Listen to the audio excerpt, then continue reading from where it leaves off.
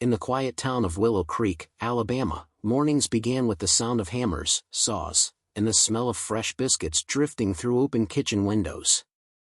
The kind of place where everyone knew everyone, and everyone thought they knew everything. Down on the edge of Main Street, past the faded sign that read Henderson's Tire and Auto, worked a man most folks barely noticed, Marcus Reed. Grease under his nails, a rag tucked into his back pocket, and a head always bent under the hood of someone's car. To most, he was just the mechanic. He didn't talk much. Didn't show off. Never joined the men at the diner for morning gossip or the church for Sunday socials. He worked long hours, fixed cars for half the going rate, and sometimes refused to take payment at all when he saw someone struggling. Marcus don't know how to mind his business, old Mrs. Hollis used to say from her porch. Always help in folks that don't help him none. But Marcus didn't mind. He had a small house outside of town, one that used to belong to his late father, a veteran who'd raised him on principles of hard work, respect, and silence. The kind of man who taught him that doing right is its own reward. Every evening, when the last car rolled out of his shop, Marcus would sit on the worn stool in the corner, turn off the lights, and pull out an old leather-bound notebook. Inside were sketches, detailed, technical drawings of engines, machinery, and ideas that looked more like something from Detroit than Willow Creek. If anyone had looked close enough, they might have realized this quiet mechanic wasn't just patching engines. He was designing them. But no one looked close enough. One humid Tuesday morning, a shiny black SUV rolled into his shop. The kind of vehicle that didn't belong on a cracked Alabama road. Marcus wiped his hands and walked over. Out stepped a man in a suit, crisp, impatient, the kind of man who wore his money like armor. "Truck's been stalling out," he said curtly. "You think you can handle it?" Marcus nodded, silent as always. He popped the hood and took a look. Within minutes, he spotted the problem, a bad alternator connection. Something simple, but dangerous if ignored. He fixed it quick, wiped his hands, and said, "You're good to go." The man raised an eyebrow. "That's it? You sure you know what you're doing?" Marcus gave a faint half-smile. "Been sure for 20 years. The man snorted. "Yeah, well, you're just a mechanic, right? No offense." He slid a 50 across the counter like a man tossing scraps to a stray dog, then drove off without another word. Marcus didn't say a thing. He just folded the bill in half and slipped it into the jar marked "Help Others." That night, he sat in his shop alone. The cicadas outside sang their nightly hymn, and the hum of a single overhead bulb filled the silence. Marcus stared at the notebook again, this time, sketching out something new, a compact fuel-efficient engine design, built to run cleaner and longer. It was his late father's dream, a design they'd started together years ago before the old man passed. He'd tried to pitch it once, long ago, to an automotive company in Birmingham. They told him he didn't have the credentials. Didn't have the right look. They told him he was just a mechanic. That memory still stung. But Marcus never stopped working on it. He'd tinker, refine, test small parts, and quietly dream that one day, someone would see what he really was, not just a man with a wrench, but an inventor. Weeks went by. Then months. Marcus kept fixing cars, kept sketching, kept living in quiet rhythm, until one stormy night changed everything. Rain pounded the roof of his shop like 1,000 hammers. He was about to close when headlights flashed outside, a sleek black sedan pulling in fast, swerving as if out of control. The car screeched to a stop, steam pouring from under the hood. Marcus ran out, drenched in seconds. He saw a woman step out, elegant, mid-40s, wearing a soaked business suit and panic in her eyes. "Please," she said. "My car it died on me. I can't get to the airport, I'm late for." Marcus held up a hand gently. "You're fine, ma'am. Let's take a look." He opened the hood. The alternator again, irony wasn't lost on him. "You're in luck," he said with a faint smile. "Got just the part you need." The woman paced as he worked, muttering into her phone. "Yes, I'm still in Willow Creek. No, I can't get signal, tell the governor's office I'll be delayed. Marcus froze. Governor's office? He glanced up for a moment, water dripping down his face. The woman looked at him, impatient. What? She asked. Nothing, he said, returning to work. Just didn't expect to meet someone from Montgomery out here. She sighed. Neither did I. He fixed her car within minutes, refusing her attempt to pay. Just doing my job, he said. But as she drove off, something about the encounter stayed with him. The next morning, he saw her again, this time, on the news. Governor Elaine Marshall, visiting nearby counties for an infrastructure review. Marcus blinked. The car he'd fixed? It belonged to the governor herself. The morning after the storm, Willow Creek glistened under a soft golden sun. Puddles shimmered on cracked sidewalks, kids in rain boots splashed their way to school, and the air smelled like wet asphalt and pine. Marcus was already at the shop before sunrise. That's how he liked it, quiet, empty, peaceful. He'd start the day by brewing a pot of strong coffee, letting the bitter aroma fill the air while he wiped down his tools one by one. To him, order meant control. And in a life where most things had been unpredictable, control was his sanctuary. He was replacing a carburetor on an old pickup when the sound of tires crunching on gravel broke the silence. A silver SUV pulled up, official-looking, spotless, with tinted windows. Marcus frowned. He didn't get many government cars in Willow Creek. The door opened and out stepped a young man in a crisp shirt and tie, clipboard in hand. Mr. Reed? He asked. Marcus nodded. That's me. The man extended his hand. Evan Price, assistant to Governor Elaine Marshall. She wanted me to thank you personally for helping her last night. Said you refused payment. Marcus shrugged. Wasn't much to thank me for. Just did what I do. Evan smiled politely. Well, she disagrees. Said she'd like to meet you again, under less stormy circumstances. There's a transportation summit next week in Montgomery. The governor's invited you as her guest.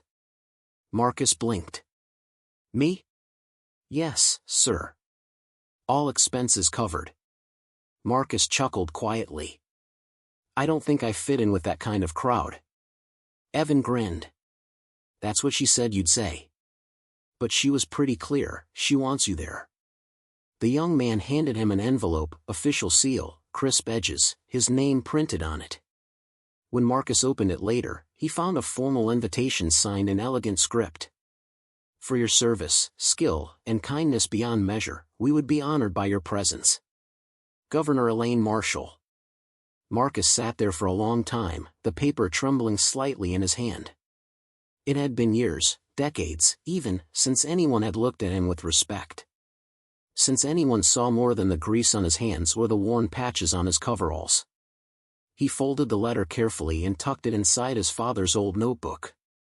That night, Willow Creek buzzed with the kind of talk that spreads like wildfire in small towns. Governor's people came to see Marcus, one voice whispered at the diner. Marcus? The mechanic? What did he do? I heard he saved her life. I heard he's some kind of secret engineer. Rumors swirled, mixing truth and fiction until nobody could tell the difference. Marcus ignored it all. He just kept fixing cars.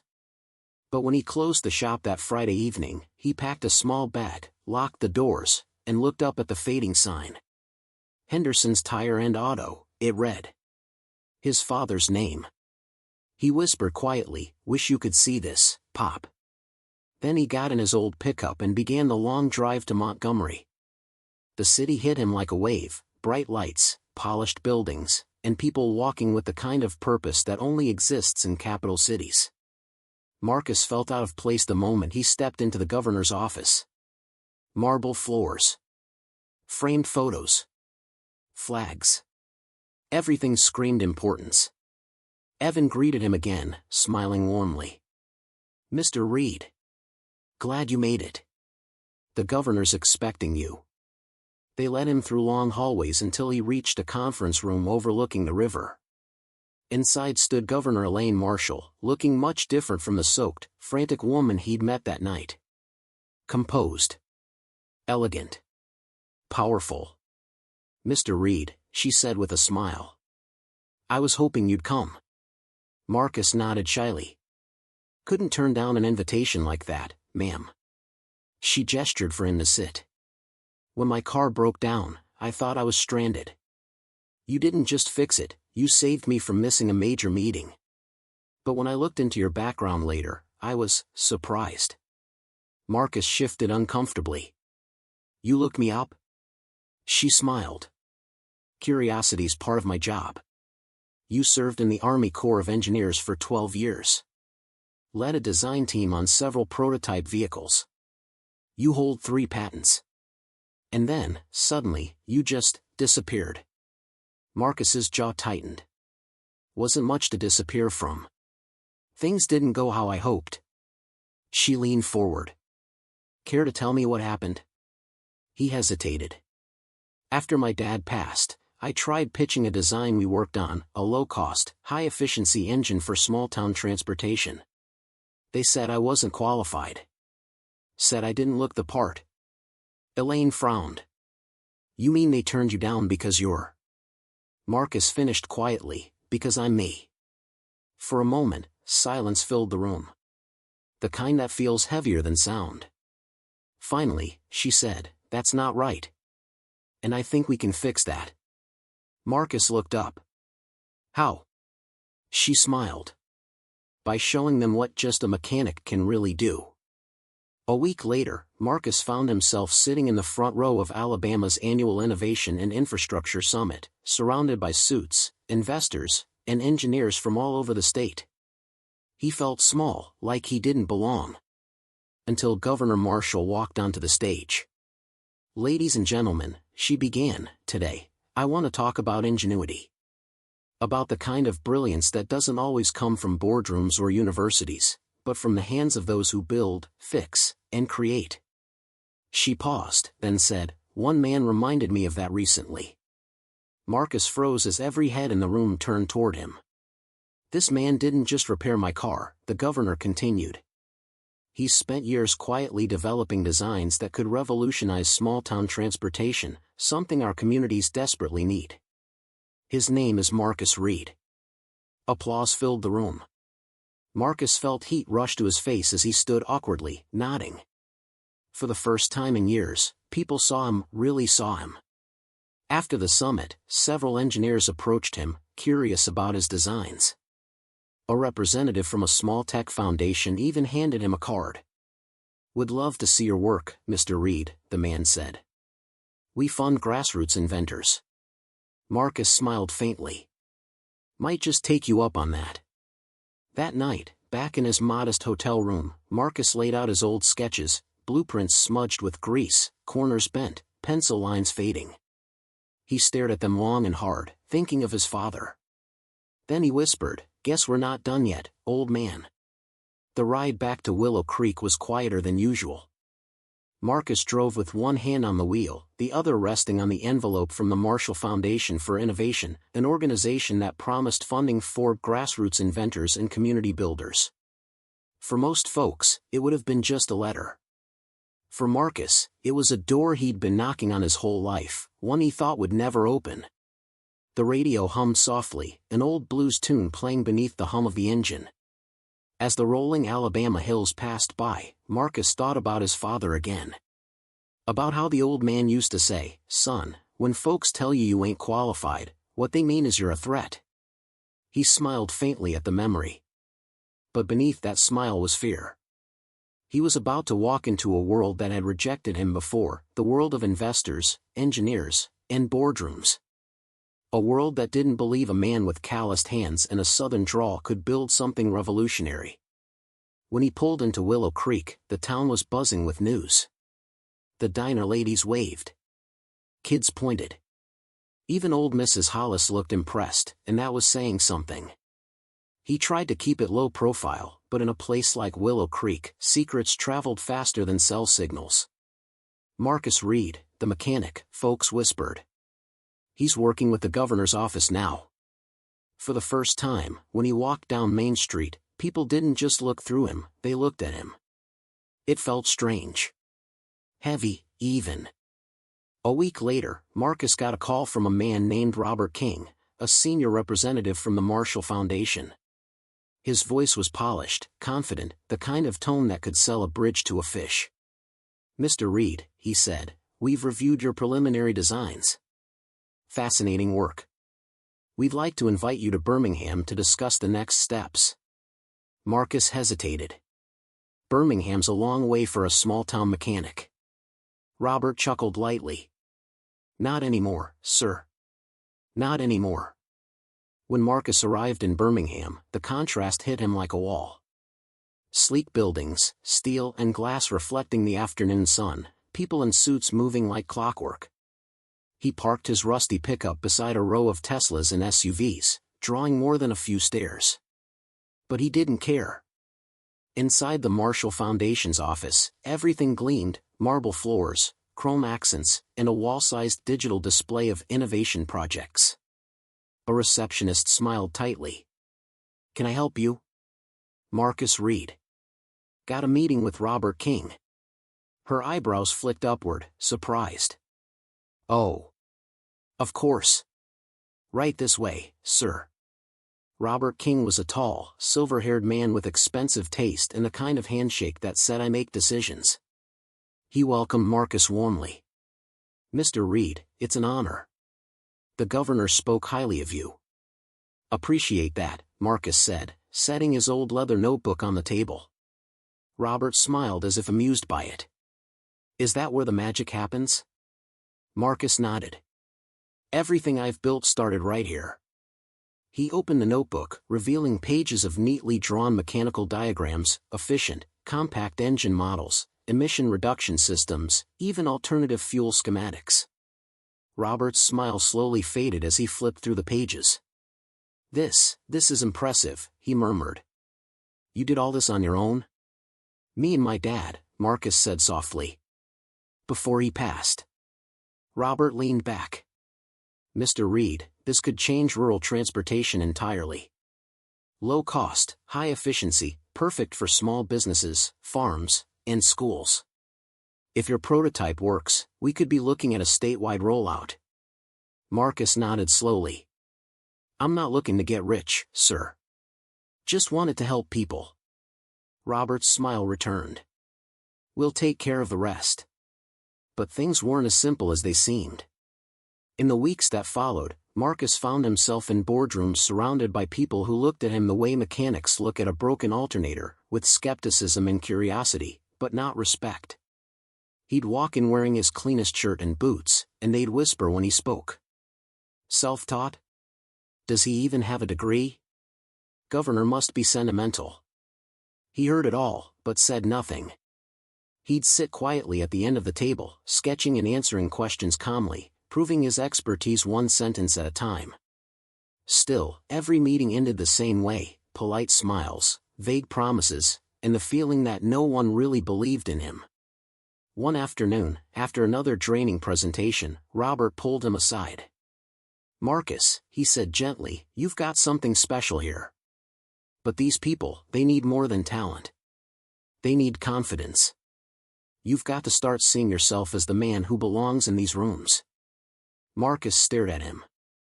"And if I don't?" Robert's tone softened. "Then they'll keep seeing you as just a mechanic." The words hit hard. Marcus had spent years avoiding the sting of that phrase. Now it was following him into the biggest opportunity of his life. That night, back at the hotel, he called an old friend, Tina Lewis, a local teacher who'd known him since high school. "Tina," he said, "you ever feel like you don't belong somewhere, even when you've earned your spot?" She laughed softly. "Marcus, I feel that every day I walk into that classroom. But you belong where your work takes you.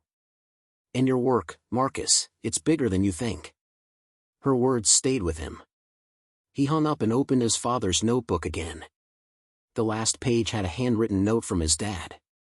"Don't wait for permission to be great, son. Just build." Marcus smiled faintly. "Guess that's my answer." The next morning, he walked into the Foundation's lab early.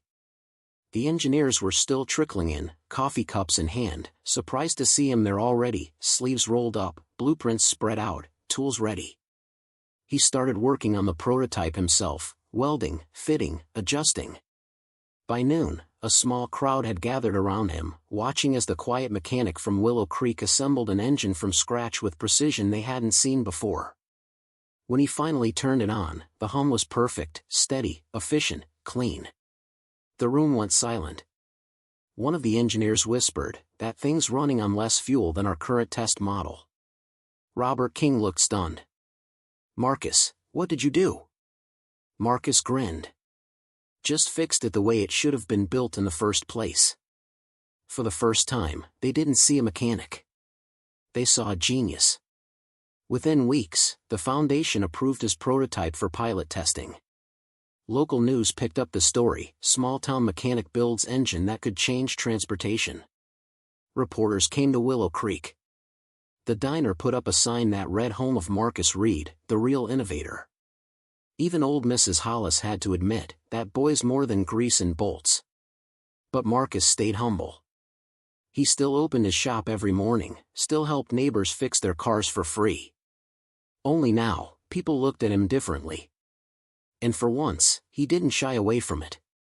Yet success brought new challenges. Investors wanted control. Contracts arrived full of fine print. Robert warned him quietly, "Be careful, Marcus. They'll try to take your name off your own invention." Marcus nodded, eyes steady. Not this time. He'd been invisible once. He wasn't about to vanish again. Success in Willow Creek came with more whispers than applause. At first, it was admiration. Then envy. Then questions. "Marcus got himself a deal with the state now? I heard he's rich.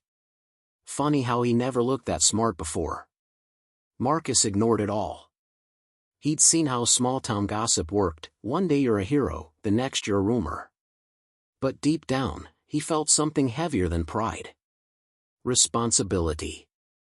His invention, the Reed engine, was being tested across Alabama. Compact, efficient, and affordable, it promised to make rural transport cheaper for schools, farmers, and low-income communities. It was exactly what he and his father had dreamed of. But success attracts more than opportunity. It attracts ownership. One morning, Marcus sat across from Robert King and two corporate executives in a high-rise conference room in Birmingham. The men wore smiles that didn't reach their eyes. "Mr. Reed," one of them said smoothly, "we're excited about what your design could mean for the state. We'd like to help scale production nationwide." Marcus nodded cautiously. "Sounds good so far." The man slid a folder across the table. "This contract gives our company the rights to manufacture and distribute your design under our brand, of course, with generous compensation to you." Marcus's brow furrowed. "Under your brand?" "Yes," the man said. "You'd be a consultant. You'd still be credited, of course." Marcus flipped through the contract, pages of legal jargon, fine print, and empty flattery. He closed it gently. "So you want me to sell my name for a paycheck?" Robert shifted uncomfortably beside him. "Marcus." Marcus's voice was calm, but firm. "When I started this, I didn't do it for fame or money. I did it because people like me, people who fix cars in small towns, deserve something built for us. Not by someone else." The first executive forced a polite smile. "I understand, Mr. Reed, but this is how progress works. It takes partners, investors, and..." "People with suits and pens," Marcus interrupted. "Yeah, I've heard that before." He stood up, sliding the contract back across the table. "No deal."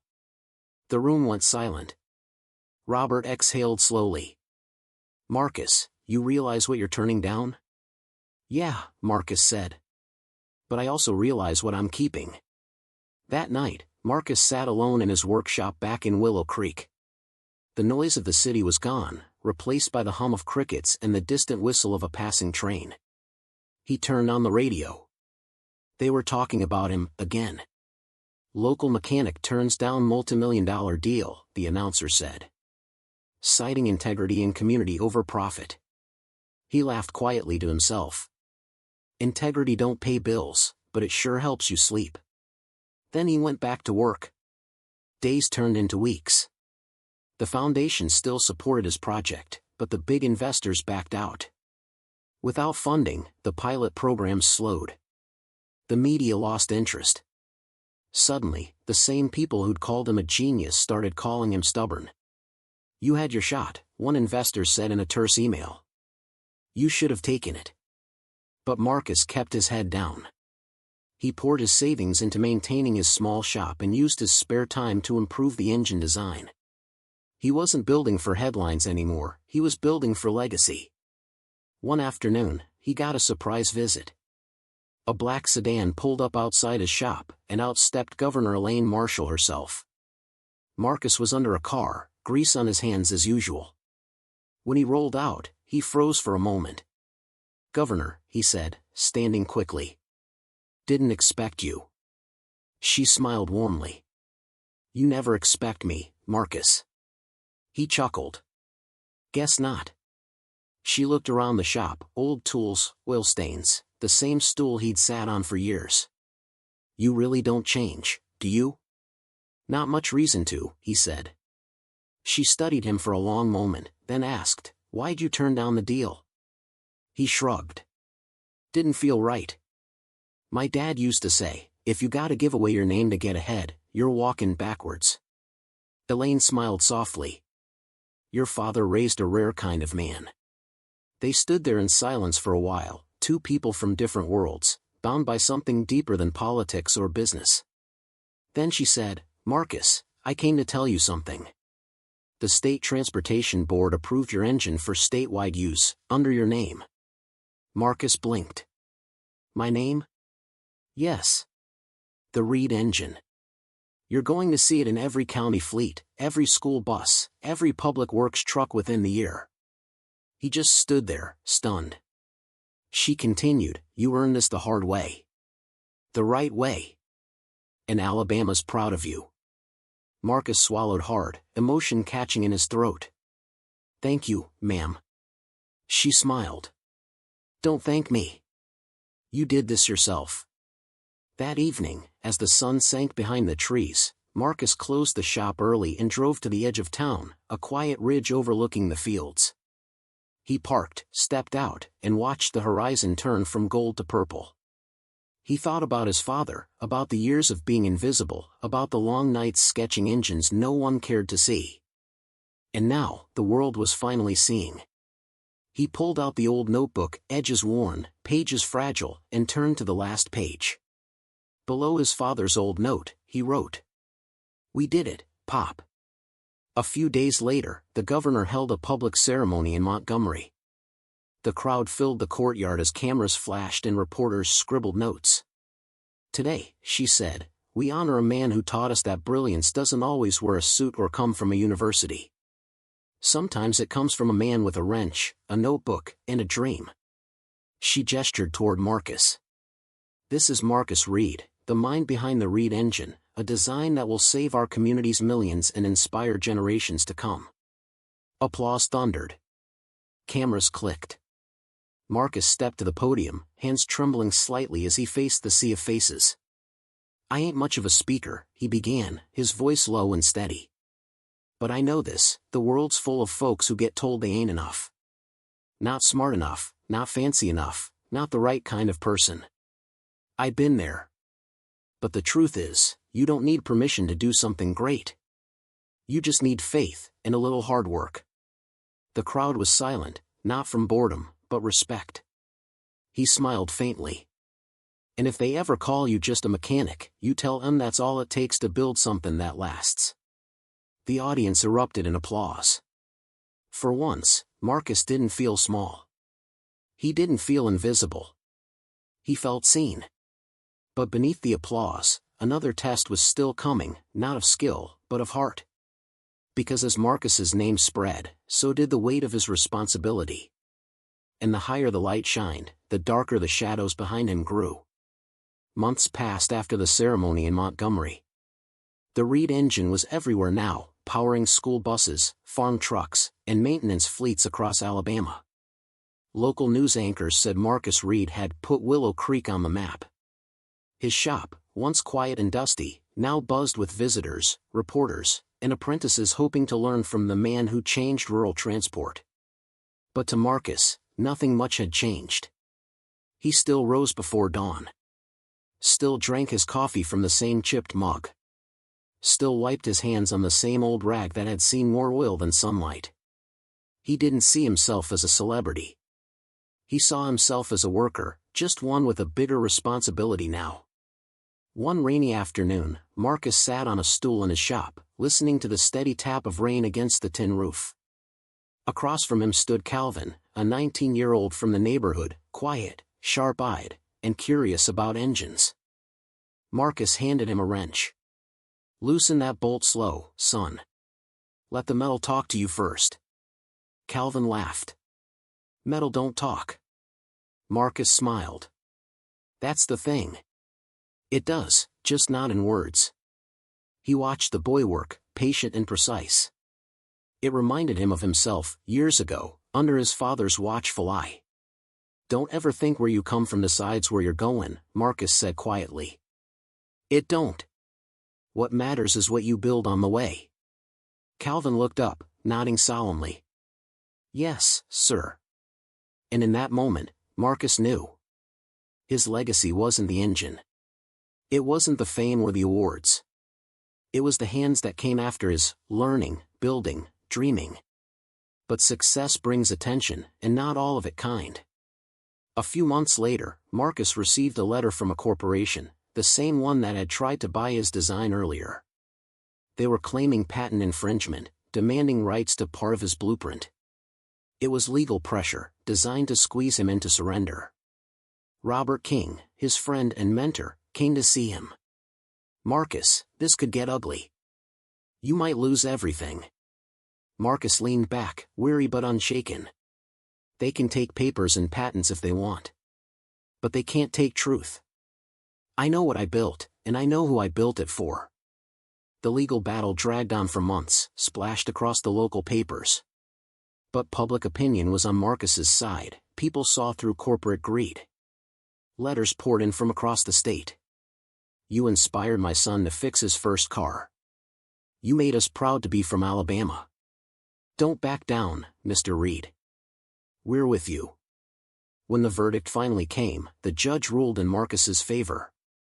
The design remained his, officially, and forever. The courtroom erupted in applause. Reporters swarmed. But Marcus, as always, stayed quiet. He just nodded, shook Robert's hand, and said, "Let's go home." Months later, at the annual State Innovation Fair, the governor took the stage once again. This year's Community Impact Award goes to a man whose innovation didn't just change engines, it changed lives.